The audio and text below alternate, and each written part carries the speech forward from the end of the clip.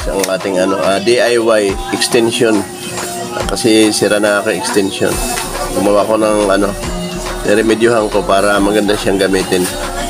So ayan guys, yung nasa ilalim na Sintra board lang yan.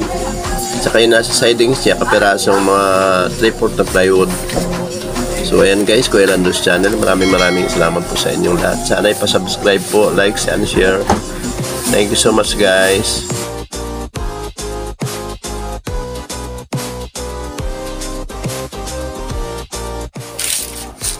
Ayan guys, nakalimutan ko siya guys. Ito pala tayo tapos. Ito pala, itong outlet na to. Tapon na kasi ito, kaya pinulot ko na lang para magamit pa. Kaya ginawa ko na lang siyang DIY para magamit pa siya. Ginawa ko siya ng paraan.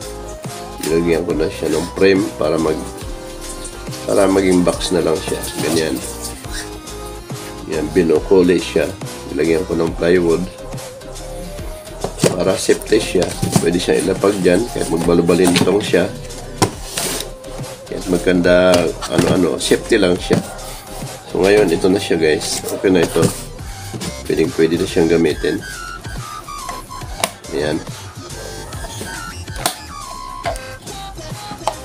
So ayan guys. Yan po, na-ready pa yung ating mga gamit. Ito ang ating mga ginamit.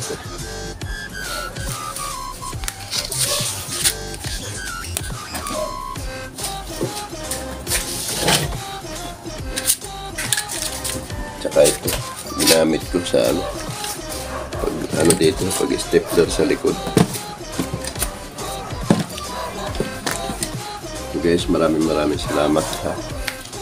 Thank you guys. Basta may mga bagay na itinapon na titingnan maayos, magagamit uli. Maraming salamat guys.